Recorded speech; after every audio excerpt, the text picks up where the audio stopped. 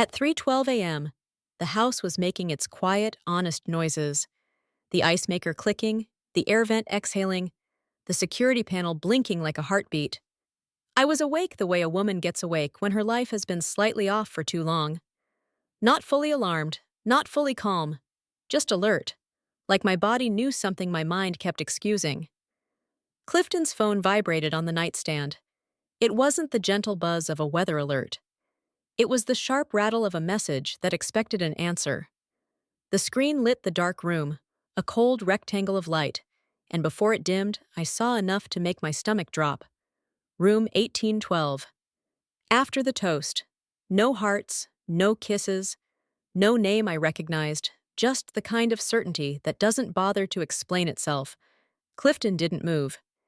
He lay on his back, mouth slightly open, one arm flung across the sheets like he was entitled to sleep through his own lies. I should have turned away. 25 years of marriage had trained me to do that. Ignore, smooth over, make small. Clifton called it being supportive. My mother called it keeping your home.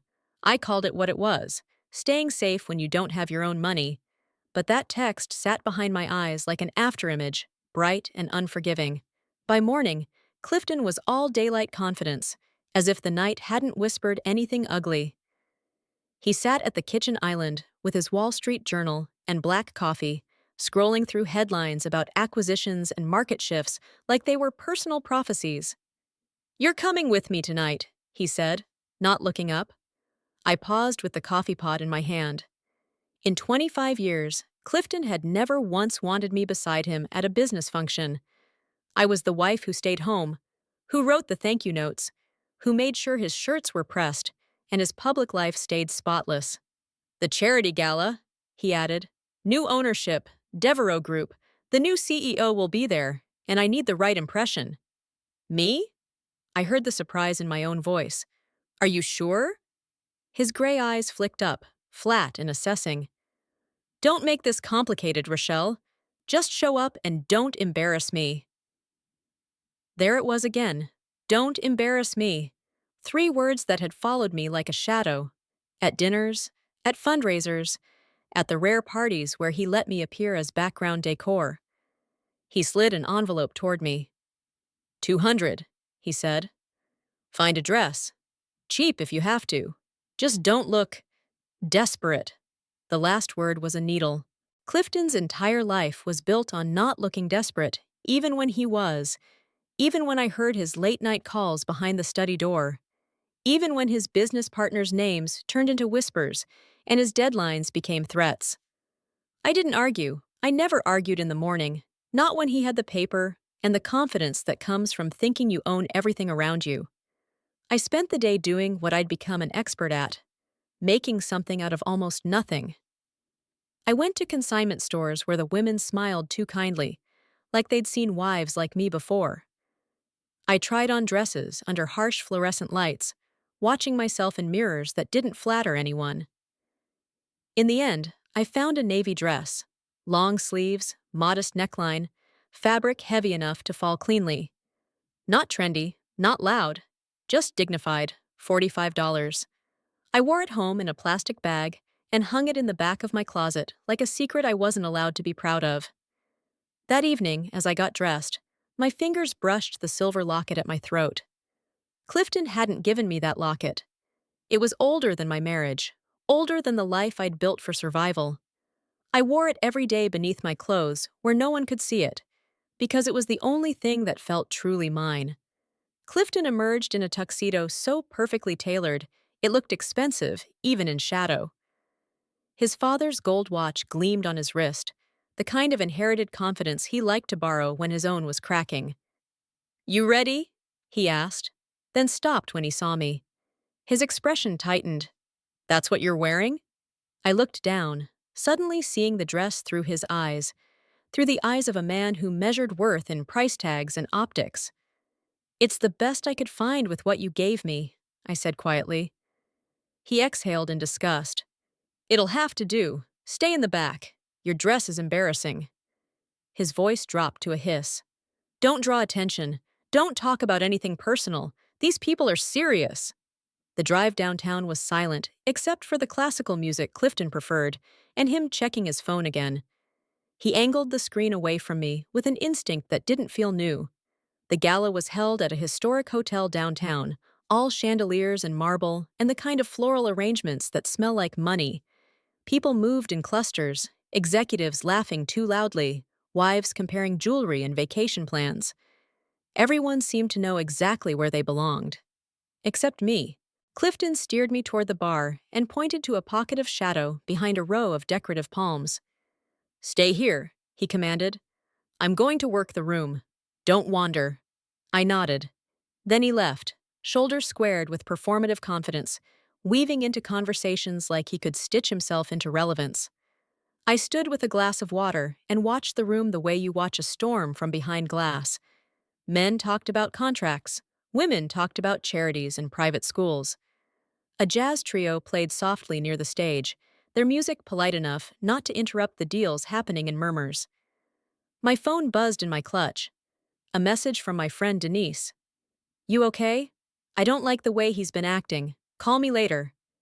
I stared at the text, then at Clifton across the room, gesturing too hard, laughing too quickly, sweat shining at his temple beneath the chandelier light.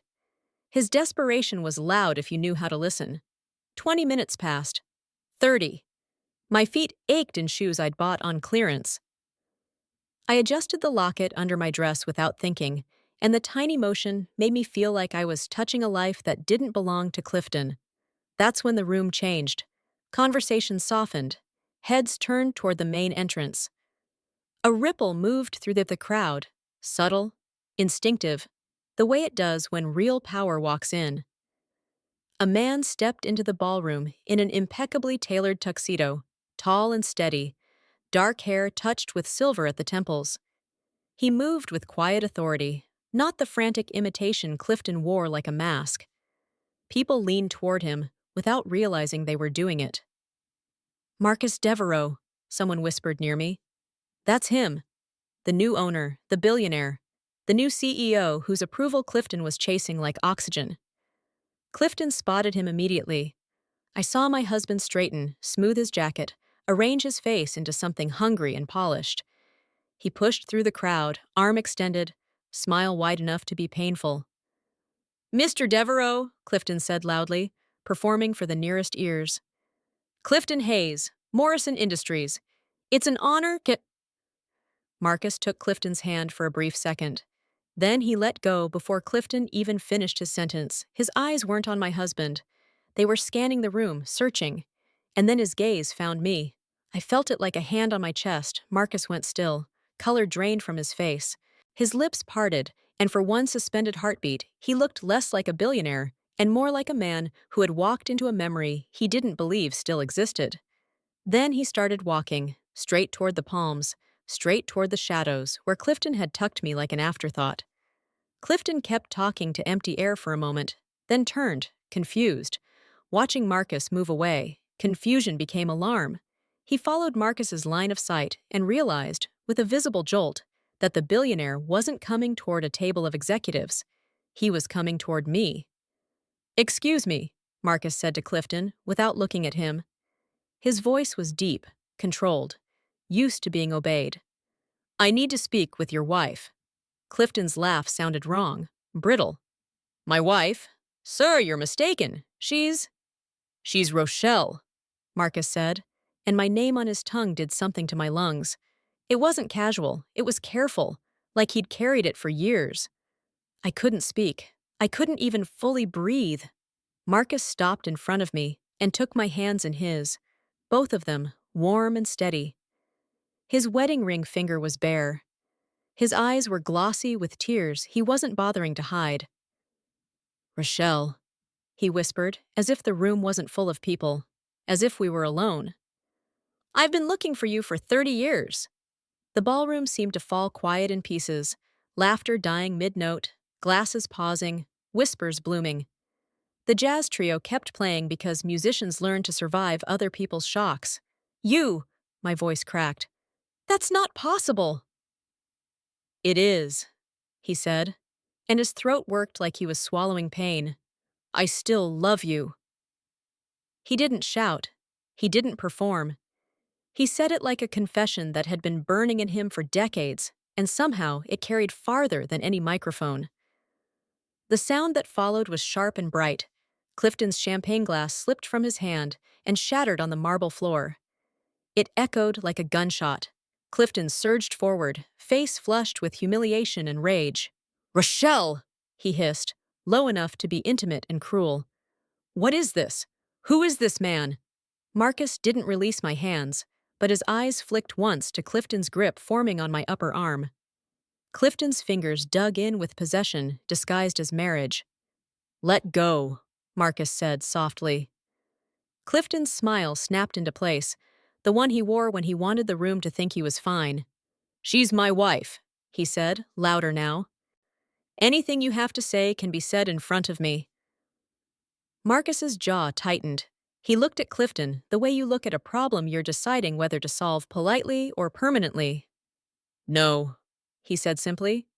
"It can't." I should have been focused on Marcus, on the impossible tenderness in his eyes, on the way the room leaned in, hungry for scandal and spectacle. But something else caught my attention. Near the stage, half hidden behind a white column, a woman in a pale gold gown stood watching us. She was younger than me by years, her hair flawless, her expression sharp with confidence. She lifted her phone like she was recording, and when our eyes met, she gave me a smile that wasn't curious. It was victorious. My chest went cold. Room 1812, after the toast. The text wasn't just a betrayal. It was a plan. A secret mistress and hidden money kind of plan. One that counted on my silence, my compliance, my willingness to stay in the back while my husband acted loyal for the cameras. Marcus slipped a thick white card into my palm, his fingers brushing mine in a way that felt like a lifeline. "Call me," he murmured, only for me. "Please, don't disappear again."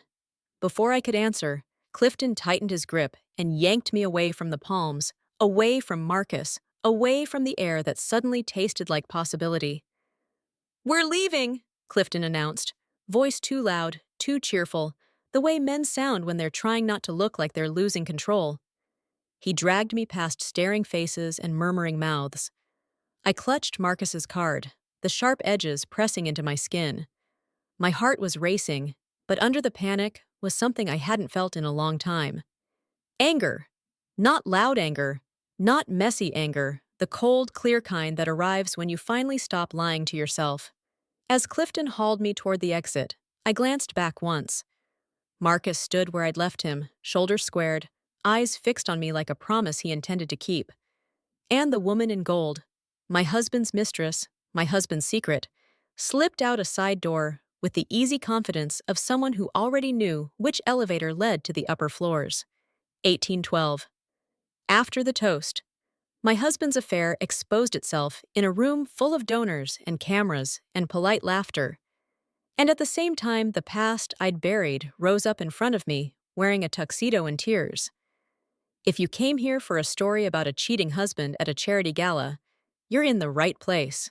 But what happened after we left that ballroom was worse than gossip and better than revenge. It was the beginning of my late-life divorce and new beginning.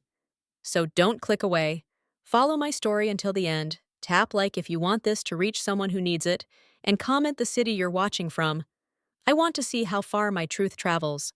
The ride home from the hotel felt longer than the miles on the dashboard. Clifton drove with both hands locked on the wheel, knuckles pale, jaw clenched, eyes fixed forward like the road could save him from what had just happened. City lights slid across the windshield, and every red light felt like a pause in a sentence neither of us knew how to finish. He didn't speak at first. That silence was its own threat. Clifton used quiet the way other men used fists. Pressure without bruises, control without witnesses. I sat upright in the passenger seat, Marcus's card hidden in my palm, the way you hide a spark when you're standing too close to gasoline. When Clifton finally talked, it was a whisper sharpened into a blade. "You did that on purpose," he said. "You humiliated me." I stared out at the dark storefronts. "I didn't do anything," I said, and my voice surprised me, calm, flat, almost cold. "Oh, don't play stupid," he snapped. That man ignores me and goes straight to you like you're the queen of the room. Who is he, Rochelle? And why did he say what he said? Part of me wanted to lie out of habit. Part of me wanted to tell the whole truth just to hear it out loud. But the truth wasn't one thing. It was a life. By the time we pulled into our driveway, Clifton's anger had shifted into something more calculating. Our house, big, spotless, staged like a magazine spread, sat there like it had no idea it was built on quiet suffering. Inside, the air smelled faintly of lemon cleaner and expensive candles Clifton liked because they made everything feel high-end. It used to smell like stability. Now it smelled like a cover. Clifton didn't follow me upstairs. He went straight to his study, the room he treated like a private kingdom. The door shut with a soft click. A minute later, I heard the lock turn. I stood alone in the foyer, still wearing my navy dress, still feeling the ghost of Marcus's hands on mine. My arm ached where Clifton had gripped me. I looked down and saw faint red marks already rising, proof that control leaves a record if you stop pretending not to see it. In the kitchen, I opened the drawer that had been mine for years. Inside were rubber bands, takeout menus, and the envelope Clifton gave me every month. My allowance, my permission slip to exist. $200, sometimes less if he felt I'd been wasteful. It covered my shampoo, my shoes, gifts for his colleagues' wives, the occasional coffee with my friend Denise when Clifton wasn't watching too closely. It never covered dignity. That's what my marriage looked like from the outside. A successful man, a pretty home, a wife who smiled politely. In reality, it was a cage with clean lines and good lighting. Denise was the one person who said the word cage before I was brave enough to. We met at a literacy fundraiser years ago, one of the few events Clifton let me attend because it made him look generous. Denise worked in nonprofit administration, a job Clifton dismissed as cute, but she handled budgets bigger than my entire life. Over time, she became my friend in that quiet, stubborn way friendship can grow when someone sees you clearly. She noticed the way Clifton corrected me in public, the way he answered questions directed at me, the way he moved me around rooms with a hand at my elbow like he was guiding furniture. One night, after Clifton left early to take a call, Denise leaned in and said, "Rochelle, he doesn't look at you like a partner. He looks at you like a possession." I laughed then, nervous and embarrassed, and told her she was reading too much into it. I was still making excuses. I was still protecting the lie that my life was normal. Upstairs, I slipped out of my dress and stood in front of the bathroom mirror in my slip. At 57, my face showed the truth I'd spent decades smoothing over. Lines from not sleeping enough, a small crease between my brows from biting back words, shoulders that held tension like a second spine. I touched the locket at my throat and felt its familiar coolness. Inside was a tiny, faded photograph I hadn't shown anyone in years. A young Marcus, 22, smiling like the world had room for us. I hadn't planned to keep that picture. It had simply survived. Like some parts of love do, even when you think you've buried them. I met Marcus Devereaux when I was 22 and broke in the way scholarship girls learn to hide. I was at Howard University, juggling classes and 2 jobs, one in the library, one tutoring, trying to keep my grades high enough to protect my aide. I was exhausted, but I was proud. I was building something with my own hands. Marcus was in the business school. He had money, but he didn't wear it like armor. The first time he spoke to me, it was past midnight in the library. I was shelving returns when he looked up from a stack of finance books and said, "You're the only person in this building who still looks awake." "I work here," I replied, trying to sound unimpressed. He smiled anyway. "Then you're the only person in this building who has an excuse." A week later, he found me in the student center and offered me a sandwich like it was nothing. "Eat," he said. "You keep moving like you're made of willpower." "I can buy my own food," I snapped, because pride is what you grab when you don't have much else. "I didn't ask if you could," he said gently. "I asked if you were hungry." That line lodged in me because it was care without conditions, care without a price tag, care without a lecture. We started studying together, then talking, then laughing in ways that felt dangerous because I hadn't laughed like that in a long time. Marcus took me to cheap diners and late-night jazz bars where nobody cared what you wore. He listened when I talked about books and teaching and the kind of life I wanted. One built on meaning, not money. When he asked me to marry him, it wasn't in a fancy restaurant. It was on a bench near the reflecting pool, early morning light turning the water silver. He pulled out a ring with a dark green stone, an heirloom from his grandmother. His hands shook as he slid it onto my finger. "I don't want a life that looks good," he said. "I want a life that feels true. With you." I said yes so fast I scared myself. 2 weeks later, his family summoned me to an office downtown. The carpet was thick. The air conditioning felt like winter. Marcus's father sat behind a polished desk, his mother beside him, elegant and quiet. They didn't scream, they didn't throw insults.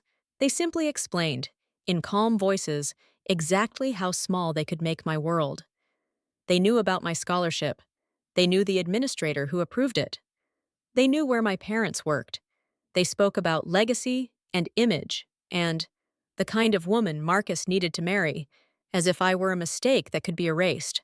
Then his father leaned forward and said softly, "If you insist on staying, we will make sure you don't graduate, and we will make sure Marcus pays for it in every boardroom he ever enters." I walked out shaking. I didn't tell Marcus right away. I tried to believe love could fight money and win. But fear is patient.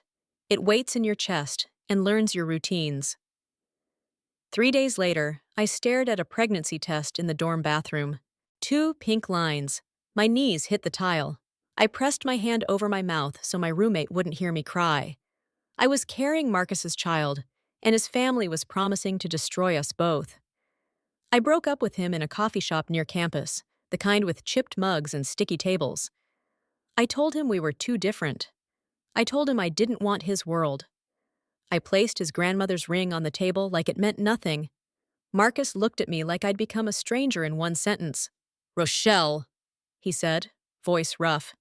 "Tell me the truth." I didn't. I thought I was saving him. I thought I was saving our baby. 3 weeks later, I lost the pregnancy. It happened fast and quietly, the way some heartbreaks do, leaving me empty and furious and ashamed of how relieved a part of me felt that the decision had been taken out of my hands. Marcus called. He showed up. He begged. I hid, because grief makes you cowardly. Eventually, he stopped. When Clifton Hayes asked me to marry him 6 months later, I said yes because he felt safe. He was older, established, and he looked at me like I was something he could acquire. At the time, that felt like protection. I didn't understand yet that ownership and safety often wear the same face, so that's the history I carried into that ballroom in Atlanta. That's why my hands trembled when the billionaire first love returns and says my name like it still belongs to him. That's why a cheating husband at a charity gala wasn't just a scandal. It was a crack in the wall of the life I'd been forced to live.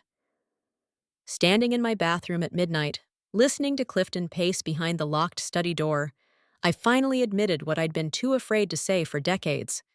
My husband's affair exposed more than his betrayal. It exposed my own silence. And once you see the bars, you can't pretend you're not trapped. I slipped Marcus's card out of my palm and set it on the counter beside my locket. 2 small objects, both telling the same truth. I had lived 25 years in a story Clifton wrote for me, and tonight, for the first time, I was considering writing my own. Somewhere upstairs, the secret mistress and hidden money waited, thinking I would stay quiet forever. Downstairs, the study door opened. Clifton's footsteps moved toward the kitchen, slow and deliberate, like he was coming to negotiate terms.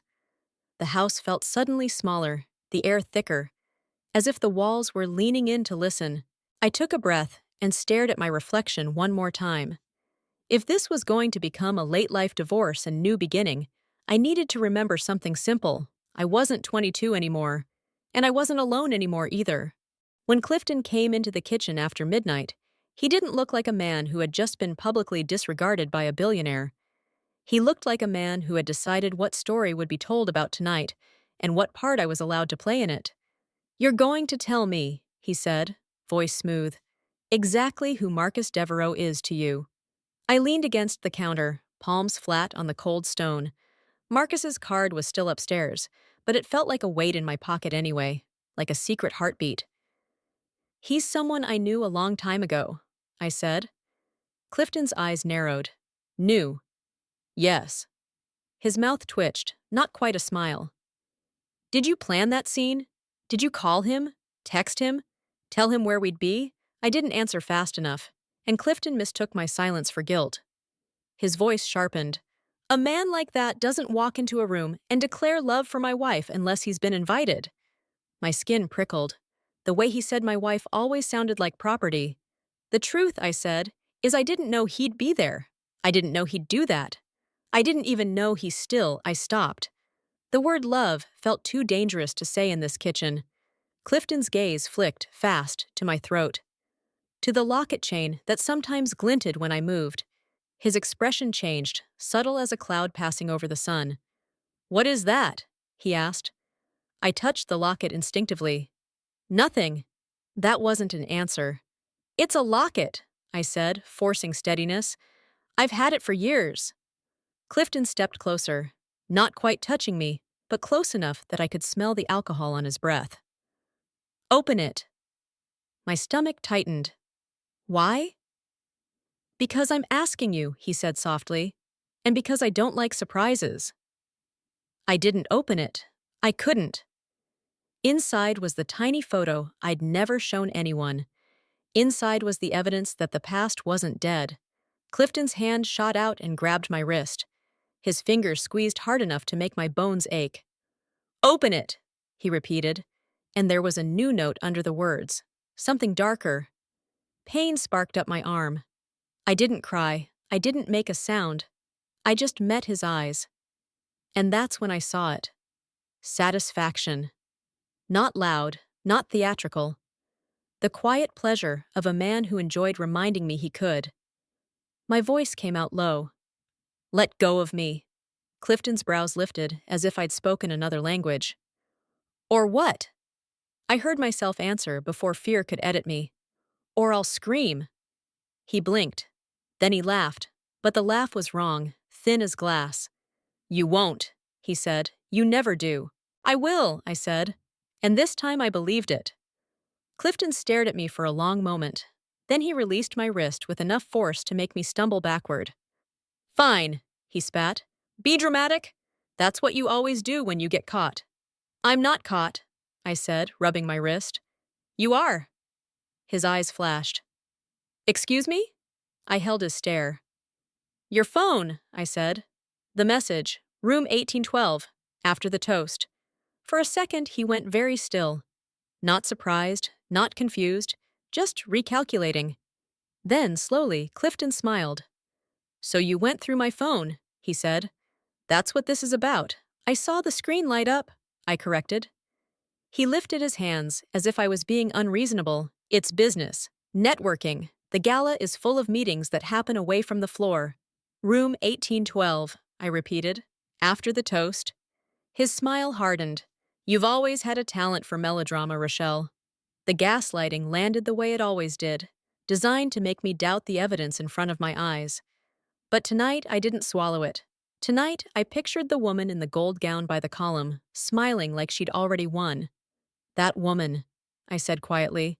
"The one in gold." Clifton's eyelid flickered. "What woman?" "You know exactly who I mean." Clifton laughed harshly. "You think I'd cheat with some random woman at a charity gala? I don't have time for that." But he had time for a room, for a text, for a plan. I took a slow breath, tasting lemon cleaner and betrayal. "I'm going to bed," I said. Clifton stepped into my path. "No," he said. "You're going to sit right there, and we're going to have a conversation like adults." His hand drifted toward my arm again. My body reacted before my mind could bargain. I stepped back, quick, and his fingers grabbed empty air. The motion startled him. He wasn't used to me moving away. Clifton's eyes narrowed. "What do you think you're doing?" "Protecting myself," I said. That made something ugly flare across his face. "From me?" I didn't answer. He leaned in, voice low and venomous. Listen carefully. You are not going to ruin this for me. Do you understand? Devereaux Group is the only chance Morrison can. He stopped, realizing he'd said Morrison. Not Hayes. The company he'd been chasing contracts for. The one he needed to look stable. I needed to make the right impression. He recovered. That's all. Across the ballroom, I'd seen his desperation in his movements. Here, in our kitchen, it was stripped down to its purest form, control. Marcus Devereaux is trouble, Clifton continued. Men like him don't do grand gestures for love. They do them for power, for humiliation. He was making me look small. He ignored your handshake, I said. Clifton's eyes turned cold. And then he put his hands on you. He held my hands, I corrected. He touched what belongs to me, Clifton snapped, and there it was, the real sentence under all the polite ones. My heart beat once, hard. I don't belong to you, I said. The words hung in the air, shocking in their simplicity. Clifton stared like he couldn't compute. Then he stepped closer, very slow. Yes, he said softly, you do. I turned and walked away before fear could anchor me. Upstairs, in our bedroom, I shut the door and leaned against it, breathing hard. My wrist throbbed. The locket felt heavy against my skin. I took it off and held it in my palm, staring at the tiny silver shell like it was a question. My phone buzzed. Denise. I hesitated, then answered. Rochelle, Denise said, and her voice was tight. Are you home? Yes. Are you alone? The question made my throat close. Not exactly. Okay, Denise said carefully. Listen to me. I'm sending you something. Don't react. Don't do anything stupid. Just look. A second later, a photo arrived. Grainy, taken from a distance. An elevator lobby at the hotel. The timestamp was tonight, after the toast. Clifton was in the frame, Tuck's jacket open, his hand at the small of a woman's back. The woman wore a pale gold gown. Her hair was flawless. Her face was turned toward him, smiling up like he was a prize. His mouth was near her ear. His other hand held a keycard. My vision narrowed. The room went very quiet, like sound had been sucked out. Denise's voice came through the phone, sharp with anger. I knew it! I saw him disappear at the same time she did, and I followed. I'm sorry, baby. I'm sorry you had to see it like this. I swallowed hard. Room 1812, I whispered. Yes, Denise said. I heard a staff member say it when she asked for directions. Rochelle, your husband's affair exposed itself right in front of us, and he still had the nerve to treat you like you were the problem. I closed my eyes. The photo burned behind my lids. Clifton's hand on that woman's back looked casual, practiced, like he'd done it before. How long? I asked, and my voice sounded far away. How long has this been happening? Denise exhaled. I don't know. But I know one thing. That wasn't a first-time slip. That was routine. I stared at my bedroom window, at the dark yard beyond. He'll deny it, I said. Of course he will, Denise replied. Men like that deny daylight. Rochelle, listen to me. Are you safe tonight? I looked at my wrist again, the mark already darkening. I don't know, I admitted. There was a pause, and when Denise spoke again, her tone was different, firm, purposeful. Then you need a plan, not tomorrow, now. Pack a bag. Put your important documents somewhere you can grab them. I thought of Clifton downstairs, his locked study, his ability to make calls I couldn't. He'll notice, I said. Let him, Denise snapped. Let him notice you're not a shadow. My hand drifted to Marcus's card, still tucked in my clutch on the dresser. The white paper felt like another kind of danger. A billionaire first love returns, and suddenly my whole life is shaking. I can't come to your place, I said quietly. Not yet. Denise sighed, and then she softened. Okay. Then at least keep your location on. Call me when you're out. We hung up. Before I could even close the screenshot, I heard Clifton downstairs. Not his footsteps, those were measured, controlled, but the low rise and fall of his voice through the floorboards. He had retreated to his study, the room with the heavy door, and the brass lock he insisted was for privacy. The light under that door always looked like a thin blade. From upstairs, I could feel his certainty pressing against my ribs. I crept to the top of the stairs with my phone in my hand, moving slowly so the wooden step that squeaked wouldn't betray me. The house was making its noises, the refrigerator clicking on, the vent exhaling, a branch scraping the window like fingernails testing glass. Clifton's voice floated up from behind the study door. "No, she doesn't know anything," he was saying. "She saw something. That's not the same as knowing." A woman's laugh answered him, soft and confident. I couldn't hear every word, but I heard enough to feel my stomach hollow out. "Janelle," Clifton said, impatient. "Stop. I'll handle Rochelle." Rochelle, not my wife, not sweetheart, just my name, used like a problem to be solved. I pressed closer, heart hammering. "I told you to wait until after Devereaux signed," Clifton continued. "But he had to show up and play hero." "Fine. We pivot. Pivot. Like my life was a marketing plan." There was a pause. Clifton's tone turned colder. "No, you don't text me again tonight. Not from your usual number. Use the other phone. And stay out of sight until I tell you. This has to look clean, clean, like betrayal could be sanitized." I swallowed hard, my hand gripping the banister so tightly my knuckles hurt. A second phone. A hidden channel. Routine. Clifton kept talking, and the words that reached me felt like ice water. "I'm calling Palmer in the morning," he said. "He'll draft something about Rochelle being emotionally unstable. Grief, hormones, you know, the usual. If she tries to leave, we slow walk it. Freeze the accounts, make her crawl back." My breath caught. He was saying it out loud, calmly, like it was ordinary. Janelle murmured something I couldn't make out, and Clifton laughed once. "Exactly. She has no leverage. She never has." For a moment, I couldn't move. I stood at the top of the stairs, listening to my husband plot the next chapter of my life, while my bruised wrist throbbed like a metronome. Then Clifton said a name that made my blood run cold. "Devereaux has been sniffing around her for years," he muttered. "You know that, right? Investigators, background checks, it's pathetic." My knees went weak. He knew. He knew Marcus had been looking for me, and he called it pathetic like it was a joke. Clifton's voice sharpened. "I made sure every lead went nowhere. A few calls, a few payments. People will say anything for the right price."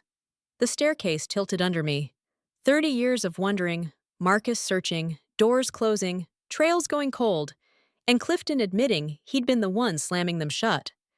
I backed away before the sound of my breathing gave me away. In the hallway, I pressed my palm to my mouth to keep from making a noise. I tasted salt. I hadn't realized I was crying until my fingers came away wet.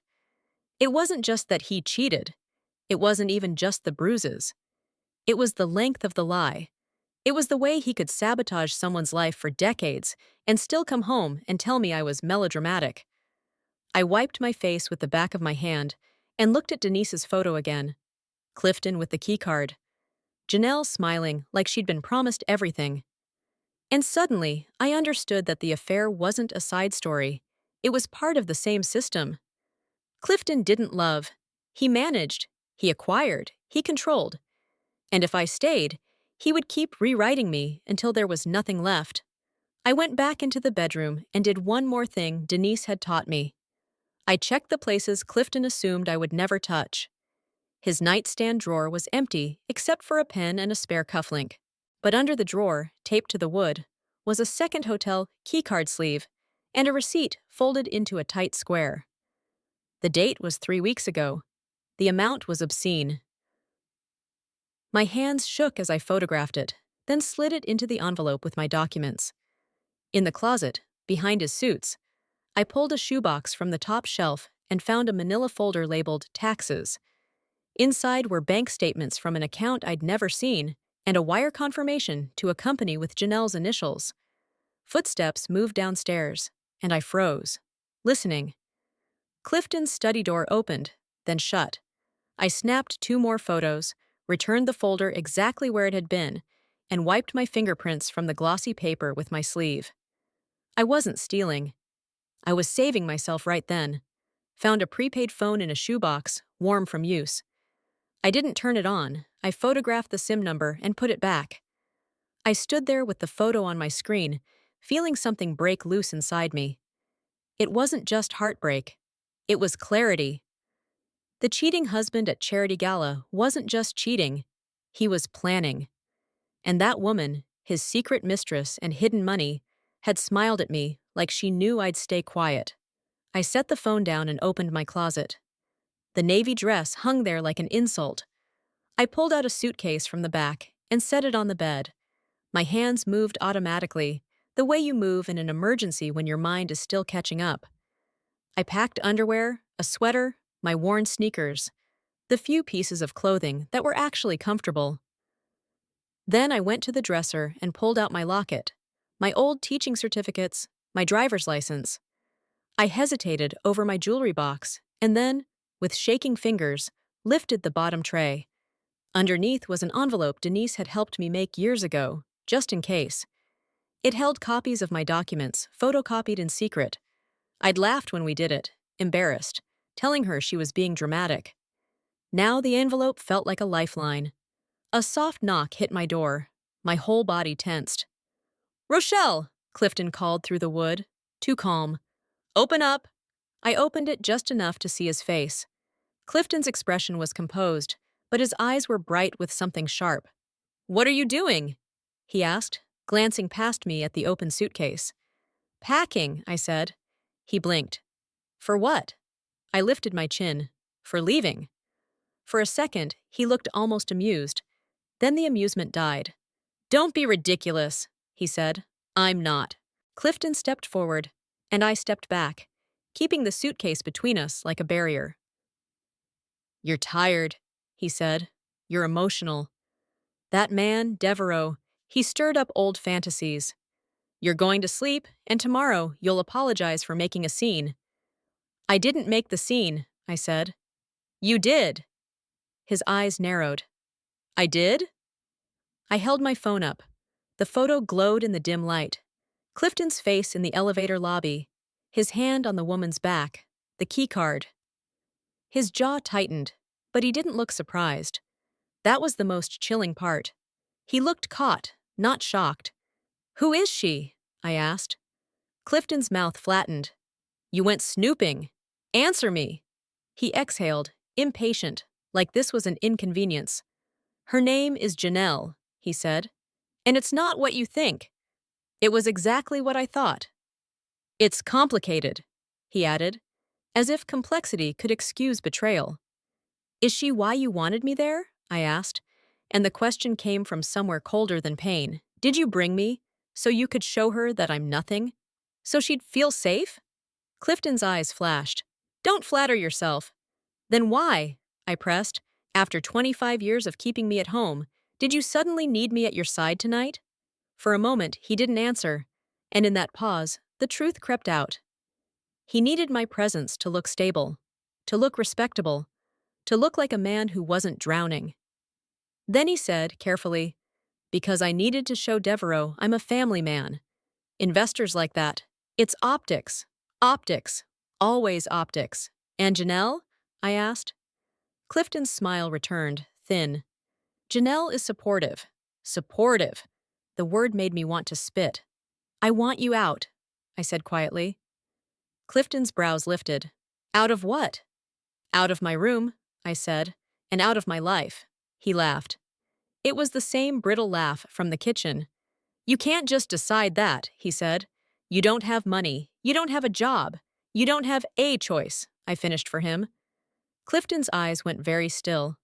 "Exactly." The word landed like a slap.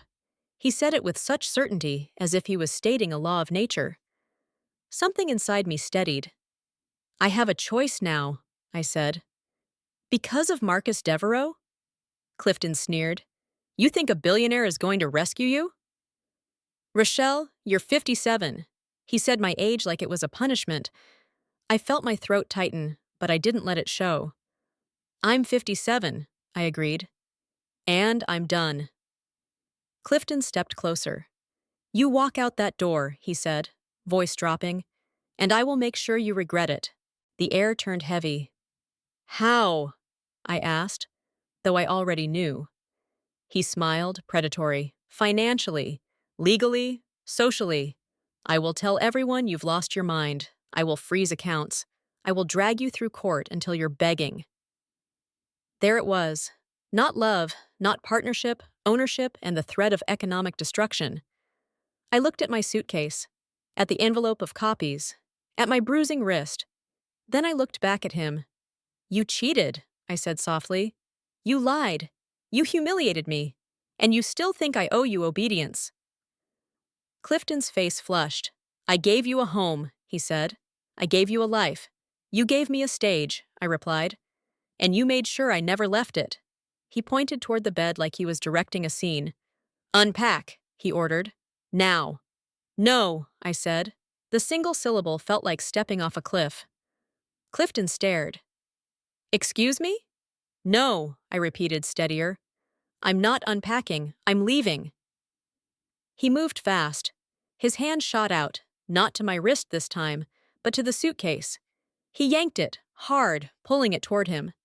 I grabbed the handle and held on. The suitcase jerked between us like a tug of war over my future. Clifton leaned in, teeth bared in a whisper. "You are not going anywhere." I surprised myself. I let go of the suitcase. It rolled toward him. He stumbled back a half step, caught off balance by my surrender. Then I reached for my phone. Clifton's laugh was low and ugly. "Go ahead," he said. "Call him.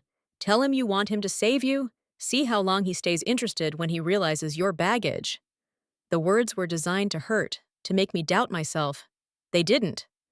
I looked at my husband, this man who had spent 25 years training me to shrink, and I felt something snap inside me, like a taut wire finally breaking under too much pressure. "You know what?" I said, surprised by how calm my voice sounded. "I don't care if Marcus changes his mind tomorrow. At least he offered me a choice. At least he looked at me like a person." I pressed call. The line rang once, twice. Clifton watched, lips curled in contempt, but there was something else under it now. Fear. Not fear of me, fear of losing control. On the third ring, Marcus answered. "Rochelle?" His voice was quiet, immediate, as if he'd been waiting by the phone. "Are you okay?" Clifton's smile faltered. "I need to talk," I said. "Not here. Not like this." There was a brief pause. Then Marcus's voice hardened in a way that made my skin prickle. "Is he with you?" I didn't answer directly. I didn't have to. "Yes," Marcus said, understanding. "Rochelle, listen to me. Are you safe right now?" "Safe." The word felt like a foreign language in my marriage. I looked at Clifton, at the way his body blocked the doorway. "I don't know," I admitted. Marcus exhaled, controlled. "Okay. Can you leave the house tonight?" Clifton's jaw clenched. "Yes," I said, and the word was a promise I was making to myself as much as to Marcus. "Good," Marcus replied. "Where are you?" Before I could speak, Clifton snapped, "Don't you dare!" Marcus heard it. His voice turned colder. "Clifton Hayes," he said, and the way he said my husband's name wasn't an introduction. It was a warning. "Let her go." Clifton laughed, brittle. "This is private." "It stopped being private when you put your hands on her," Marcus said. My stomach dropped. "Marcus," I started, because I didn't want violence, because I didn't want Clifton cornered and desperate. Marcus cut me off, gentle with me. "Rochelle, I'm sending a car. Pack what you need, leave now, go somewhere public if you can. A hotel lobby. Somewhere there are people." Clifton surged forward, reaching for my phone. I stepped back and raised my voice for the first time in years. "Don't touch me." The sound filled the room like a bell. Clifton froze, shocked by my volume. Marcus's voice tightened through the speaker. "Rochelle, what happened?" "I'm leaving him," I said, voice shaking but loud. "I'm leaving tonight." Clifton's face twisted with rage. "You will not."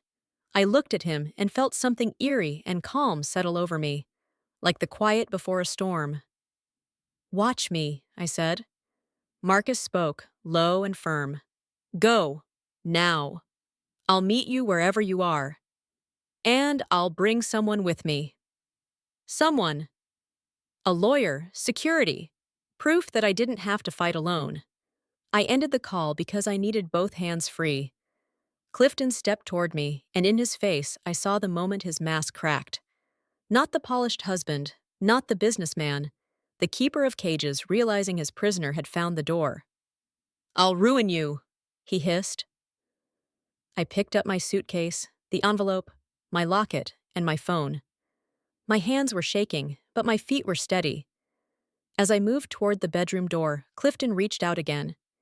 His fingers grazed my shoulder, and for a split second, I felt the old fear flare, the instinct to placate, to soften, to survive. Then I remembered the elevator photo, his hand on Janelle's back, the key card. I turned my head and looked at Clifton. You already tried, I said, and walked out of the room. Behind me, I heard him shout my name, then curse, then the hard slam of something thrown against the wall. The sound echoed through the house, bouncing off marble and empty space, a tantrum in a palace built on control. I went down the stairs with my suitcase bumping each step. The front door felt heavier than usual, as if the house itself wanted to keep me. Clifton's footsteps thundered behind me. Rochelle! He barked. If you walk out that door, don't come back. I paused with my hand on the handle and let the words settle. Don't come back. For years, that would have sounded like exile. Tonight, it sounded like freedom. I opened the door and stepped into the cold night air. The driveway lights cast long shadows across the pavement. My breath puffed white. Somewhere in the distance, a dog barked, and the sound made the neighborhood feel suddenly ordinary. My phone buzzed with a new message. An unknown number. It was a hotel confirmation. Reservation. Downtown, under my name. Then another message arrived from Marcus. Stay in the lobby. Don't go to your car if he follows. You're not alone. I looked back at the house. Clifton stood in the doorway, silhouetted by warm light, watching me like a hunter watching prey that just learned how to run. His face was tight with fury and panic. I rolled my suitcase down the driveway, every wheel click sounding like a countdown. I didn't go to my car. I walked to the corner and called a rideshare, standing under a street lamp where the light made me visible to anyone passing. My heart hammered as the app searched for a driver. Behind me, the front door opened again. Clifton stepped onto the porch. Rochelle, he called, and his voice tried on sweetness like a disguise. Come back inside. We can talk. I didn't turn around. You're making a mistake, he said louder. Devereaux doesn't love you. He loves the idea of you. When he realizes you're not 22 anymore, he'll drop you. His words hit old insecurities, the ones he'd planted for years. But tonight, I had a new kind of certainty. Maybe, I said without looking back, but at least he doesn't think he owns me. Clifton snarled, You think you can start over? At your age? I turned enough to meet his eyes. This isn't about romance, I said. It's about breathing. My rideshare pulled up at the curb, headlights washing the street in white. The driver glanced at me, then at Clifton, then back at me, reading the tension. I lifted my suitcase into the trunk, hands trembling, and slid into the back seat. Clifton's voice followed me, sharp and final. You'll come crawling back. You always do. The car door shut, sealing him outside. As the driver pulled away, the house receded in the rear window, shrinking into a glowing box on a quiet street. My wrist throbbed. My phone buzzed again, with a message from Denise. I'm proud of you. Keep your location on. Call me when you're safe. I looked down at the bruised mark on my arm, then at Marcus's text. You're not alone. A late-life divorce and new beginning isn't a neat story. It starts with shaking hands and a suitcase packed in panic. It starts with a woman who has been trained to stay in the back, deciding she'd rather be seen. As the city lights grew brighter and the hotel tower came into view, I pressed my fingertips to the silver locket under my sweater and felt the tiny shape inside. Proof of a love I once lost. Proof of a life I once abandoned to fear. Clifton wasn't finished. A man with a secret mistress and hidden money doesn't risk exposure without fighting dirty, and I was about to find out how far he'd go tonight. The hotel lobby smelled like citrus polish and borrowed calm. Midnight in downtown Atlanta didn't feel late in a place like this. Marble still shining, doormen still smiling, everyone acting like disaster only happened to other people. I sat near a potted fig tree with my suitcase tucked close and my hands folded in my lap because if I let them roam, they might start shaking again. Denise had my location, Marcus had my name, Clifton had my number, and a talent for turning love into leverage. The elevator opened and Marcus stepped out. He wasn't wearing a tuxedo now, jeans, a dark coat, hair damp from the cold air, but the same steadiness walked with him, the kind that didn't need a room's approval. His eyes found me and softened, like he'd been holding his breath since the gala. "Rochelle," he said. I stood too quickly. The floor dipped for a second, and Marcus closed the distance in 3 steps, catching my suitcase handle as if it was instinct. "Are you hurt?" he asked. "I'm fine," I lied out of habit. His gaze dropped to my forearm. The bruise had turned dark, a clear imprint of Clifton's fingers. Marcus's jaw flexed. "Clifton did that." "It's not the worst thing he's done," I said, and hated the way I still tried to make it small. Marcus didn't let me. He lifted his hand, stopped short of touching. "May I?" When I nodded, he brushed the bruise with the gentlest pressure, like he was reading a truth he'd been denied for years. "No one should ever put their hands on you in anger," he said. "Not once." The words hit me harder than I expected. My eyes burned, but I refused to cry under lobby lights. A tall man stood a few steps behind Marcus, professional, quiet, watching the room. Help, witness, protection. Clifton never brought witnesses. "Let's get you upstairs," Marcus said. "Somewhere private." "I can't go to your place," I blurted. It will look like what it is," he said calmly. "A woman getting safe." He guided me to the elevator and up to a suite already booked under my name. The keycard was waiting. No check-in line, no desk clerk smiling too brightly, no chance for Clifton to appear behind me like a shadow. Inside, soft lamps glowed. A bottle of water sat on the table. A folded blanket waited on the couch. The thoughtfulness made my throat tighten, because it wasn't expensive. It was attentive. Marcus shut the door and leaned against it for a moment, exhaling like he'd been holding back fear. "Tell me what happened after you left," he said. So I told him. The 3:12 a.m. text, room 1812. After the toast. Denise's photo, Clifton's hand on Janelle's back, keycard in his palm. Clifton's threats. The way he said I had no choice with the confidence of a man stating gravity. Marcus listened without interrupting, his face tightening and relaxing as if he was forcing himself to stay calm. "He's not just angry," Marcus said when I finished. "He's prepared." "He's always been prepared," I corrected. "I just didn't realize I was the project." Marcus nodded once, accepting that. "Then we treat this like what it is, a safety issue."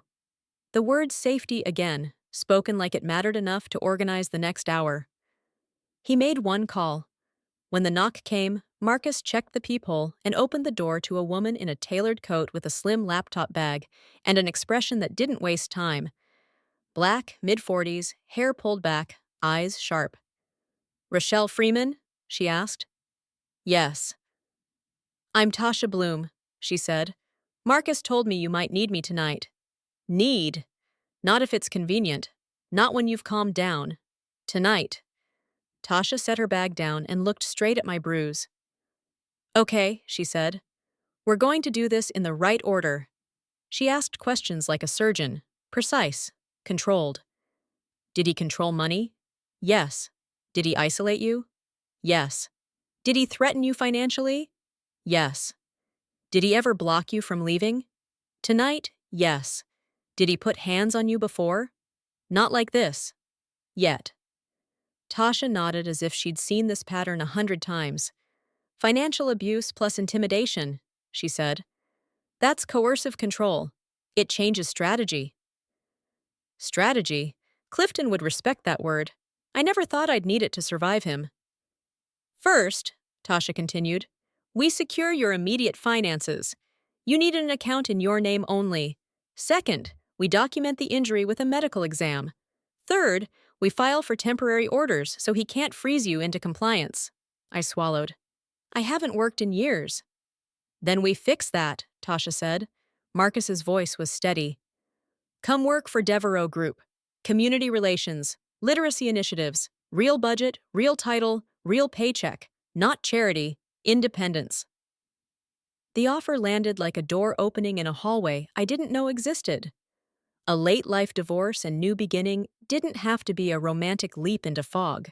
It could be structure, a paycheck, a lease, a key I paid for myself.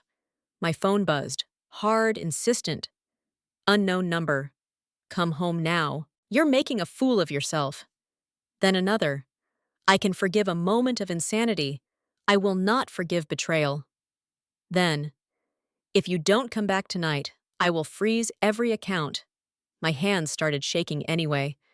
Clifton was already trying to pull me back by the leash he trusted most. Fear. Tasha leaned in. Screenshot, don't respond. Another text. I'll tell everyone you ran off with Devereaux. I'll tell them you're unstable. Marcus's face went hard. He's escalating. He will keep escalating, Tasha said, calm as weather. So we move fast in the morning. The phone rang. Clifton. I stared at it, thumb hovering. Marcus didn't tell me what to do. He just watched, waiting for my choice. I let it ring out. Clifton called again. I let it ring out again. On the third call, I answered. Not because I owed him, but because I wanted him to hear a sentence I'd never said out loud. No, I said, before he could speak. Silence. Then Clifton's voice, silk over steel. Where are you? Safe, I replied. With him, he snapped. I'm safe, I repeated, and the emphasis mattered. You're destroying my reputation, he said, anger rising. Do you understand what you're doing? You destroyed your reputation, I said quietly. You just did it privately, his breath hissed. You're acting like a child. And you're acting like a man who got caught, I said. His voice dropped to that dangerous calm. If you file, I will make you penniless. I will freeze everything. I will drag you through court until you crawl back. Tasha's eyebrows lifted slightly, professional satisfaction. Evidence. I've documented that threat, I said, surprising myself with how steady I sounded. Clifton paused. What? I said I documented it, I repeated. And I'm not coming home. I ended the call before he could rebuild his control with more words. My whole body trembled afterward, but the room didn't collapse. The world didn't end. The simple act of hanging up felt like stepping out of a locked room and realizing the door had never been bolted from the outside. Marcus exhaled slowly. You did great. Clifton had never told me I did great. He told me I did presentable. Not embarrassing. A text arrived from Denise. I'm downstairs. I'm not leaving you alone. 5 minutes later, Denise walked in like a storm with a purse. She looked at my face, then the bruise, and pulled me into a hug so fierce it almost hurt. Baby, she whispered. You did it. When she stepped back, her eyes were wet and furious. He's calling people, she said. He's spinning. But Rochelle, there's a clip from the gala already. Somebody posted it. The handshake. Marcus walking right past him. People are eating it up. Tasha's gaze sharpened. That helps, she said. If he tries to claim you're unstable, the footage shows you standing still while he loses control. Denise handed me her phone. The video was short and shaky. Clifton's hand extended, his smile too wide. Marcus's polite half-second acknowledgement, then Marcus turning away, walking straight to the palms, straight to me. I watched myself in the clip. Navy dress, hands folded, a woman trying to disappear. Then I watched Marcus take my hands. Then Clifton's glass dropping, the sound sharp even through a tiny speaker. My cheeks burned. Shame tried to rise, the old reflex. But something else rose with it. Anger at the fact that I'd been trained to feel embarrassed by my own existence. Marcus's voice was quiet beside me. None of this is your shame. Your husband's affair exposed itself with hotel keys and a mistress. That belongs to him. Denise muttered, secret mistress and hidden money. Classic Atlanta mess. I laughed once, short, startled. The sound felt unfamiliar in my own mouth, like proof I was still alive. My phone buzzed again. A new number. Rochelle, it's Janelle. We need to talk. Clifton lied to you. He lied to both of us. My stomach clenched. The woman in gold, the smile of victory, now calling herself a victim. Denise leaned over my shoulder. Oh, look, she said. The mistress just discovered consequences. Tasha held up a hand. Don't answer tonight, she said. Let her sit in her panic. If she has information, we take it on our terms.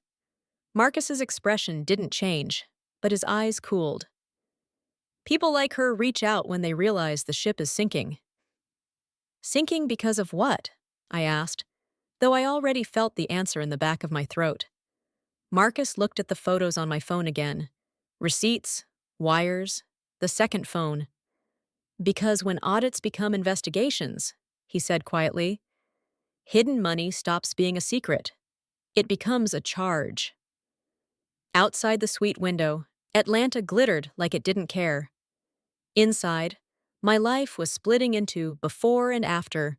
Before I stayed in the back, after I stepped into light. Clifton thought he could freeze me back into place. He thought he could label me unstable and make me crawl. But he hadn't planned for one thing. He hadn't planned for me to choose myself. I set my phone down and let my shoulders drop for the first time all night. Denise curled up on the far end of the couch, like a guard dog who loved me. Tasha packed her bag, already speaking in tomorrow's timelines. Marcus stood near the window, watching the city like he was watching the future. Tomorrow would be filings and bank accounts, and photos turned into evidence. Tomorrow would be the start of a war Clifton had been preparing for years. But tonight, in a quiet suite with people who treated my safety like a priority, I pressed my fingertips to my locket and felt the cool metal steady me. For the first time in a long time, I closed my eyes and felt something that wasn't fear. I felt free enough to sleep. Morning came too quickly, gray light sliding between the curtains. I expected regret, the old instinct to apologize and smooth things over. Instead, I woke up with a clean quiet in my chest, like my body finally believed I had left. Tasha was already texting instructions. Clinic, bank, filing. Marcus met us downstairs with coffee and a folder, steady and present. At urgent care, the nurse photographed the bruise and measured it like evidence. When she asked what happened, my voice shook but didn't break. My husband grabbed me when I tried to leave, I said. At the bank, I opened an account in my name. Tasha had drafted an overnight consulting agreement, so the first deposit was legitimate income, not charity. When the teller stamped the paperwork, I felt something small and powerful: ownership. By noon, Tasha filed emergency motions. Clifton tried exactly what he'd promised: attempts to freeze access, calls to credit services, messages demanding I come fix this. But this time, every move he made met a wall of paperwork and consequences. Then Marcus's audit team called. His face changed as he listened.